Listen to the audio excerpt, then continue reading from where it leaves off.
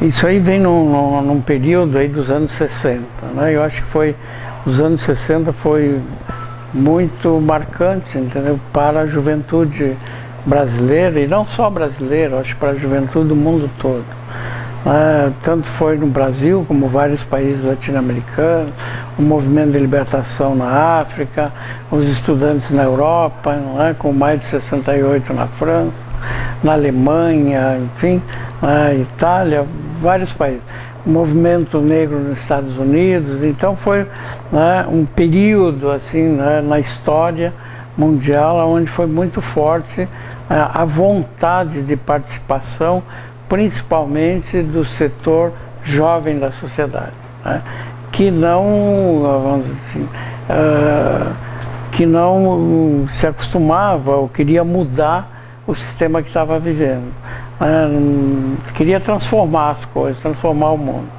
E isso aí vinha também decorrente, em decorrência do momento que nós estávamos vivendo. A Guerra Fria ainda estava muito forte, no auge, e aí dividia muito a sociedade, entendeu? Entre, né, americanos de um lado, russos do outro. Então, ou era socialismo, e comunismo, ou era capitalismo, né? Naquele período era muito forte também, não só o movimento universitário, mas como também o movimento secundarista. E eu comecei a militância no movimento secundarista. Aí depois do golpe militar, isso aí se acentua mais ainda, porque é evidente que, como começou a partir dos atos institucionais, né, 1, 2, 3, 4, 5, aí foi reprimindo cada vez mais a participação. E aí sim aguçou mais ainda, entendeu? Quanto mais forte a repressão, mais forte, né, a luta pela liberdade. Então, por exemplo, para você ver, mesmo que nós, por exemplo, no meu caso, comecei a trabalhar muito cedo, com 14 anos já estava trabalhando, mas mesmo assim você participava do movimento estudantil, mesmo estudando à noite, às vezes estava trabalhando durante o dia. E que, para te dar só um exemplo como que funcionava, por exemplo, a gente marcou uma passeata, né? Que a passeata, além de você reunir as pessoas, mostrar para a sociedade, você, entendeu, ia cutucar, você ia instigar o exército, né, a polícia, enfim, todo mundo. E como a gente marcou uma passeata, a própria reação, entendeu, do exército que tinha em Passo Fundo, né, e da polícia, que foram também para o rádio para contrapor e pedir para os pais não deixarem os filhos saírem naquele dia, naquele horário. Ora, isso aí ficou motivo de uma curiosidade enorme. Aí, seguinte, nós estávamos prevendo um número X, quando meia hora antes do horário da passeata, já tinha mais do que o dobro do que a gente estava prevendo de gente, né? Então foi uma participação aí muito grande. E também, por outro lado, a truculência, né, dos diretores de escola naquele período, né, porque como a gente fez essa passeata, né, e fizemos uma greve no colégio, eu me lembro que a gente acabou expulso, né? Foi o Solon Viola, que era o presidente, eu que era tesoureiro, entendeu, da época da União Passo-Fundo de Estudantes, acabamos expulsos do colégio, né? Inclusive proibindo que a gente circulasse, ficasse na porta de entrada do colégio. Então, isso aí tudo vai aguçando cada vez mais, mas a participação, entendeu, e o desejo de você mudar a sociedade, né, e o desejo de você, entendeu, derrubar a ditadura, porque você tinha um alvo, né, que era a ditadura militar. Então você concentrava esforços para a derrubada da ditadura e pedia em contrapartida o quê? Pedia liberdade e transformação social. Por quê? Porque estava na discussão do dia a dia. Era o fato, entendeu, de Cuba, o fato da Olas, as proezas todas e o engajamento do Che Guevara, a longa marcha do Mao, entendeu, na China. Então o mundo todo estava fervilhando. Tinha um divisor de água que começou a acirrar, entendeu, a luta. Como o Partido Comunista não dava a resposta que a juventude naquele momento, né, no seu afã, na sua vontade de fazer a transformação e de enfrentar a ditadura militar, acabou fazendo os rachas naquele período, né, que grande parte das pessoas que eram ligadas, né, ao Partido Comunista começaram a sair para engrossar os movimentos mais à esquerda que pregavam a luta armada. E aí nós que estava ligado já, entendeu, a uma parte da dissidência do Partido Comunista, em contato com o pessoal aqui em Porto Alegre, que na época era o Flávio Contos, né, o Raul Ponte, né, outras pessoas, teve a ideia de nós formarmos, entendeu, o POC, que era o Partido, né, Operário Comunista, né? Bom, mas o que passou rapidamente, entendeu? A gente via que também dentro do POC, a militância que você fazia era mais a nível de debate, de discussão, entendeu? Nível teórico, né? E mais do movimento estudantil. Mas nós queríamos mais, a gente queria era o enfrentamento com o regime. Partir para a briga, vamos dizer assim. E aí acabamos, né, saindo do POC naquela época, e eu acabei influenciando um grupo grande, né, na cidade de Passo Fundo para sair do POC, e todos, né, viemos para a VPR. Com a VPR, aí sim, aí era luta armada, fazer ações armadas para conseguir dinheiro. Com o dinheiro você conseguia comprar armas, entendeu? Né? Com as armas, nem que fosse para ficar, entendeu, dentro de um grande armário, entendeu, num aparelho, que na época nós chamávamos de aparelho, mas você estava, entendeu, né, fazendo ações armadas e tal. Até que começou depois, entendeu, o regime começou a endurecer também, né, porque você fortalece de um lado, fortalece de outro, e acabou vindo aqui para o Rio Grande do Sul um pessoal que era mais ligado, né, ao DOPS, ao OBAN, né, de São Paulo, Rio e tal, como vieram aqui para o Rio Grande do Sul, tomaram conta do DOPS aqui naquela época, né, e começaram, entendeu, a fazer as prisões, prender, né, todo mundo, e aí a gente acabou preso também naquele período. Com a prisão, né, nós ficamos aí praticamente quase um ano, né, na cadeia. Nós tivemos no DOPS, que foi um período de interrogatório, tortura, né, querendo saber e tal. Ali tinha um setor do Exército que também torturava e tal. Mas, então você era interrogado de um lado, você era interrogado do outro, né, e a informação naquela época era poder. Então você apanhava de todo mundo, entendeu, né? E o que tinha que fazer era consistir em criar uma boa história que você mantivesse mesmo baixa tortura. Aí depois a gente passou uns dias aqui e nós fomos transferidos para a Ilha do Presídio, até que nós tentamos, tínhamos um plano de fuga, que é prisioneiro, quando sente que vai ficar muito tempo, tinha muitos processos naquela época, né, você só pensa em fugir, né, não tem outra maneira, né, até pela violência, pela tortura, né, então nós tínhamos um plano de fuga e fomos delatados, né, e em razão disso nós voltamos para o DOPS de novo e aí fomos levados para o quartel. Eu fiquei no 19RI, aqui de São Leopoldo, um tempo. Aí depois, no final, quando deu o sequestro, né, ou antes um pouco já, nós ficamos numa solitária, quase 30 dias no escuro, entendeu? Aqui no 19RI. Aí veio o sequestro, na época do sequestro, nós anteriormente, depois do sequestro do alemão, nós tínhamos, né, vamos dizer assim, a esperança de sair num sequestro, e aí conseguimos mandar alguns nomes, né, que estavam presos aqui para fora, e o pessoal, né, junto com o Lamarca, que era da VPR ainda, né, fizeram o sequestro do embaixador suíço, e nós saímos.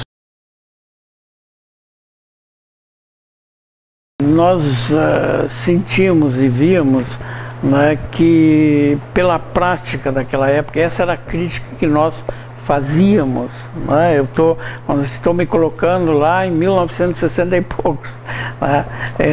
Nós achávamos que o Partido Comunista não reagia da forma que nós queríamos. Achávamos que dentro da nossa visão daquela época e no espírito que nós tínhamos de transformar as coisas, de transformar, né, não só o nosso país, mas nós queríamos, né, a Revolução era internacional, né, nós achávamos que somente através da luta armada a gente podia derrubar a ditadura. Né? Inclusive até hoje tem muita gente que se pergunta ou coloca a situação, né, ou diz, escuta, mas você não foi equivocado, vocês acabaram, em vez de ajudar, né, acabaram, quem sabe, entendeu, favorecendo que o regime endurecesse mais e tudo isso. Eu não me coloco esse tipo de questão. Por quê? Porque você não pode retroagir no tempo. Nós tínhamos aquela cabeça. A situação no Brasil era posta daquela maneira. Então você reagia daquela maneira. Entendeu? E ninguém pode me garantir ou dizer hoje, né, se foi certo, se foi errado. Se não dava para esperar, entendeu, né, arregimentar força e tudo isso, nós partimos para outra forma, que era a forma onde no mundo, entendeu, estava ocorrendo. Então, não pode dizer que totalmente, olha, estavam equivocados. Como equivocados? Se em outros lugares estava dando certo. Por que não poderia dar certo aqui? Agora, o que existia na prática? Né? Eram jovens, né? Sonhadores, né? Utópicos, né? E que bom que tem utopia, que teve utopia, porque também, senão a vida é o quê? Você sem ter uma utopia, você não tem muita razão, né? E eram românticos, ou seja, você queria abraçar o mundo, né? Você tinha um coração enorme, achava que, né, não devia existir diferença social, não devia existir pobre, entendeu? Todo mundo devia de ganhar a mesma coisa, entendeu? Viver cada um de acordo, né, com as suas necessidades e não de acordo com as suas posses, né? Enfim, um regime, né, onde tivesse uma fraternidade muito maior. E você, qual foi o grande marco aí disso tudo? É que você interiorizou, você pensava e acreditava tanto nessa fórmula que você doou aquilo, né, doava aquilo que você tinha de mais sagrado, que era a tua vida. E o exílio é um exemplo disso, que você depois vai fazer a tua vida, entendeu, em outro país, sem nacionalidade, sem nada, com os olhos voltados para o Brasil, tentando voltar para cá, entendeu, para continuar a luta aqui dentro, né, e ao mesmo tempo tendo que trabalhar fora, constituindo a tua família, e a vida segue.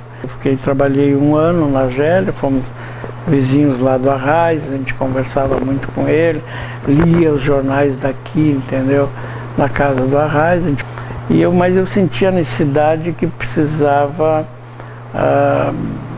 participar mais, entendeu, com um grupo de brasileiros que estavam fora.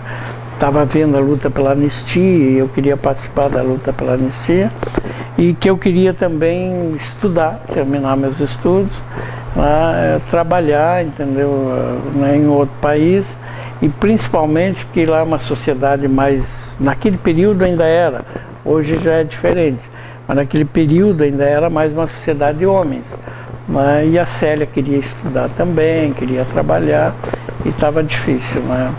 Aí acabamos indo para a França, fui eu primeiro, depois a Célia foi com as crianças, ela ficou na Argélia um tempo e depois foi para lá. Eu fui presidente do Comitê da Anistia na França. Se fica fora muito tempo, o teu país começa a ficar cada vez mais longe. Você começa a perder, entendeu? Aquela tua raiz mais forte começa a fincar uma outra raiz no outro país. E com o tempo, isso aí é algo que vai solidificando cada vez mais, e o teu país vai ficando cada vez mais distante. Então a gente largou trabalho, eu estava fazendo um doutorado, larga tudo e vamos, fecha a mala e vai embora. Não olha para trás, entendeu? Não é para recomeçar aqui de novo. Né? E foi ótimo, foi muito bom. Porque nós chegamos aqui num momento político também muito bom, formação de partidos e tudo isso. Foi, né, começou a reconstituir, né, cada um foi tratar da sua vida, né, dentro dos partidos que cada um escolheu, enfim, né, mas foi excelente. Foi um fato interessante, foi a primeira vez que eu andei de avião, né? Então, era Varig ainda, nós saímos algemados, eu fui algemado com o Gustavo Schiller, né, o bicho, e na saída estava cada dois presos ia uma pessoa da polícia. E eles diziam, olha, se nós pegar o embaixador, vocês voltem, todo mundo morre, né? Nós ficamos também, um pouco antes de sair, ficamos 3 dias no Galeão, com ameaças também que iam nos matar, enfim. Na chegada do Chile foi muito significativo, foi algo assim, fantástico. Inclusive o representante do governo chileno foi o poeta Tiago de Mello, né, que estava lá exilado. E nos deu uma bandeira brasileira, uma bandeira chilena, né? E o Chile foi algo assim extraordinário. Por que extraordinário? Porque você voltou a viver e porque você estava vivendo num país fantástico, né? Eu sou fã número 1 do Chile, né? Eu acho que o Chile, o povo chileno é um povo extraordinário. E naquele período estava muito em ebulição, né, o debate político, a discussão política, entre teses políticas, ou seja, de você ser possível você mudar a estrutura política do país através da via democrática, através de eleições, através da própria Constituição, né? E o Allende era uma figura carismática, fantástica, né? Eu conversei com o Allende, estive com ele, trabalhei no governo do Allende e digo mais, eu aprendi a fazer política no Chile, né? Porque eles conheciam muito, inclusive da nossa história política. Lembro que uma vez eles foram lá, pessoas do Partido Comunista Chileno e do Partido Socialista, discutir com a gente, né, sobre a coluna Prestes. Poxa, os chilenos sabiam muito mais do que nós, porque nós éramos peritos na longa marcha do mal, né, e pouco conhecíamos da nossa história. E eles sabiam tudo, né, e era um povo altamente politizado.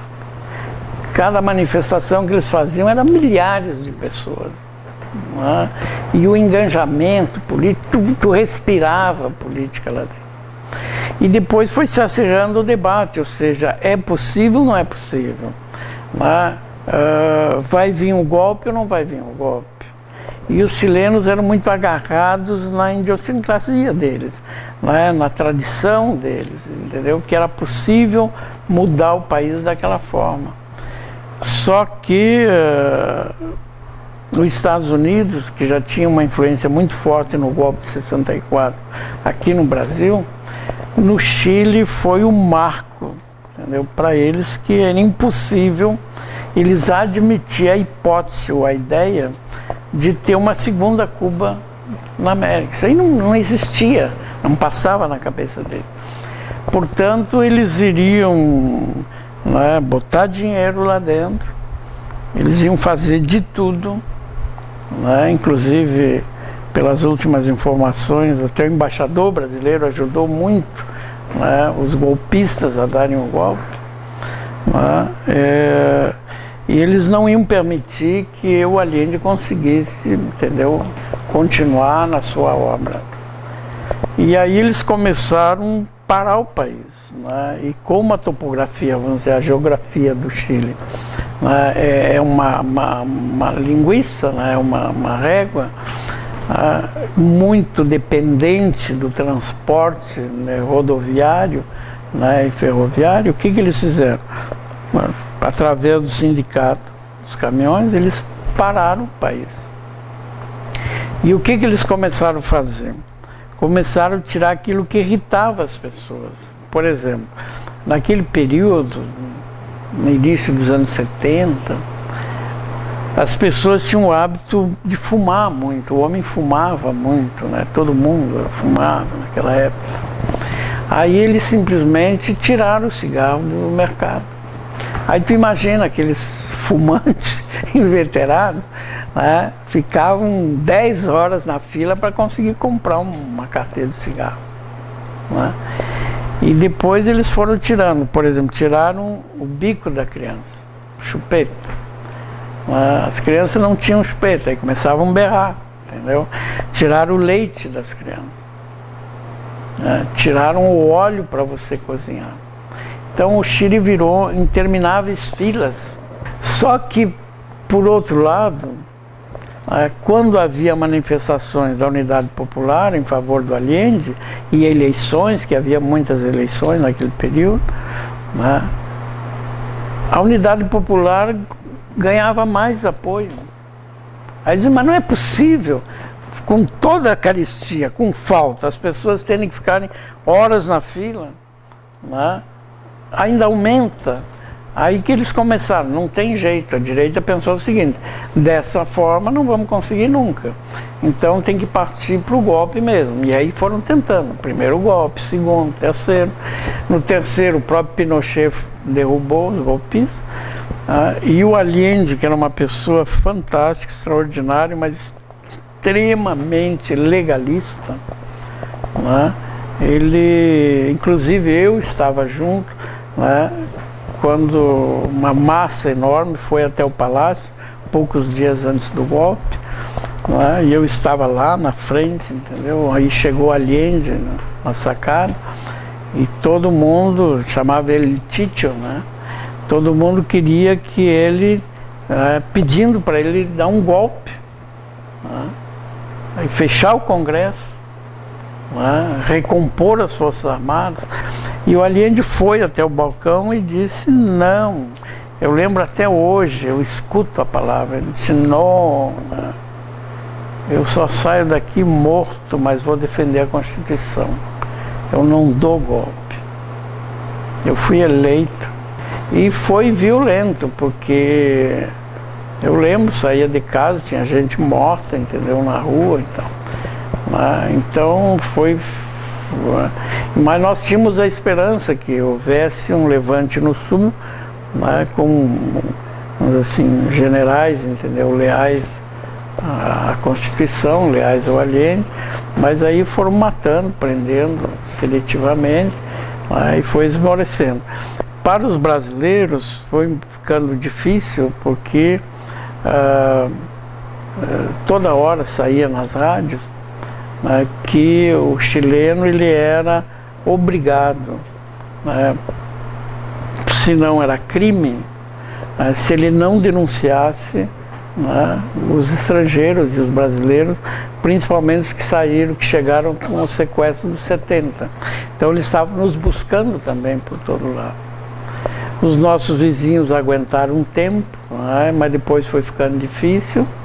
Aí eu consegui que a Célia e o meu filho pequenininho, né, consegui tirá-los do Chile, com a ajuda, né, daqui, de um padre daqui.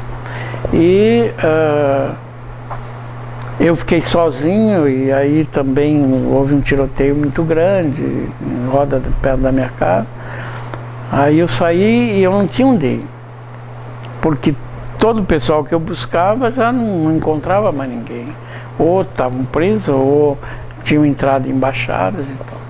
Até tem um fato muito importante que vai ocorrer, inclusive aqui em Porto Alegre, é uma homenagem ao ex-embaixador, né, sueco ou dinamarquês, não me lembro bem, que ajudou muito, acho que é dinamarquês, que ajudou muita gente a entrar nas embaixadas. Ele botava dentro do carro e saía. Até que depois ele se complicou lá, e aí teve que depois sair do Chile, né, e faleceu agora há poucos dias, né? Tem o nome dele, vamos prestar uma homenagem para ele. Né? E quando eu saí também, não tinha onde ir, aí eu bati na casa de um brasileiro, que conhecia, que inclusive faz parte do filme, que está no filme, que era o Sanz, que era um cinegrafista, né?